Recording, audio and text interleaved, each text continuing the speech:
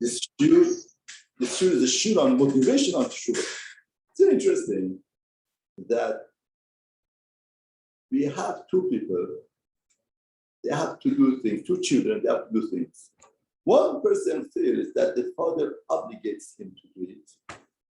The other child feels that the father didn't obligate him to do it, but the father would be very happy to see him doing it. And the father is kind enough to facilitate ways for him to do it. For the child that feels obligated, then naturally the power of rebellion comes up, awakens, and the person by nature, he wants to resist. But the child that knows the father didn't obligate him, but he facilitates way for him, and he wants it, and he's waiting for it, then naturally he wants to do it. Now, if you look at Rambam that counts the mitzvot, we have 248 mitzvot aseh. Command you have to do. Now, when we go through Rambam, surprisingly enough, we can't find Teshuva as a mitzvot aseh. Rambam doesn't tell us one of the mitzvot aseh command to do is Teshuva. HaKadosh Baruch Hu commanded you to do Teshuva. We don't find. Rambam doesn't bring it. The only thing that Rambam brings, the mitzvot aseh is vidu, to confess. Don't mitzvot aseh to do Teshuva. Everybody's amazed with this Rambam. How come Rambam doesn't read? Because Rambam tells us, if you check in Torah, you don't find a command to do Teshuva. Now, there is one part that says, V'shavta ad Hashem. V'shavta means you gotta come back. It doesn't say come back. It says you gotta come back, not that you have to come back. Now, the Rambam, unbelievable. He would have thought the first mitzvah, the first command is people do a sin, you have to do Teshuva. A Rambam doesn't count that as a mitzvah. They were, Mepharshim say, why is it like that? Because if you compel somebody to do Teshuva, it's not Teshuva. Teshuva is the self-motivation. Teshuva is something that you have to be motivated by yourself. You want to come back. HaKadosh Baruch Hu, I want to be back.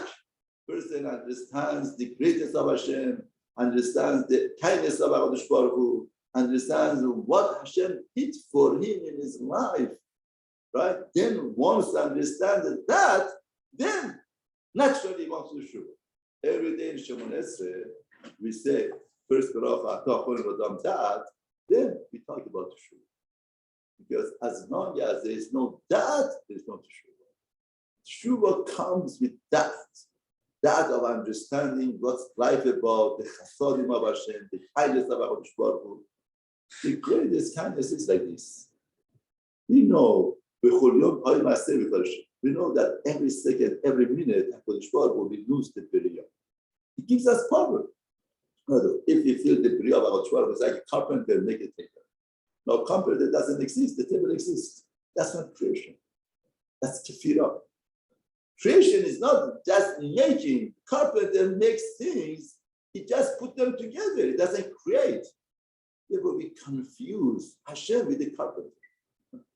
Hashem is not the carpenter. He created. What does creator mean? Creator means every second, every minute has to give power.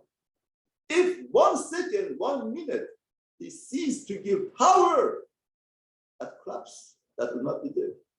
Hashem renews, Imagine somebody is distressing Hashem. On that moment, HaKadosh Baruch Hu gives him power to do it. Somebody is saying Lashon Hara. At that moment, HaKadosh Baruch Hu, no, imagine you give an investment to somebody and he's using that investment against you. He's stabbing you from the back. What do you want to do? You want to stop the investment. You want to stop it. You want to kill him, to destroy him. Hashem sees that you are using his power, his energy, his creation, and he gives you the power to do it. That's the greatest motivation for Teshuva. I use his power. I use his koba. I use his renewing me, and I said the Lashon Hara. I used it, and I got angry. I used it, I was dishonest. I used it, I did something wrong. Therefore, that is the greatest motivation for Teshuva, to realize that. Then naturally, person says, oh, it's the blessing of Hashem, the power of speech, the power of sin, the power, all of the senses that I have, all of the capability that I have. I went to visit a sick person confined in bed.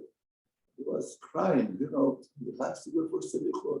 He wants to daven, he's davening, and he's confined to bed. He cannot move, he cannot do anything. And he is so upset, so down, so sad.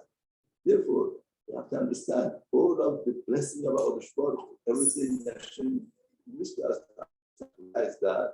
And that is the greatest motivation for doing Teshuva.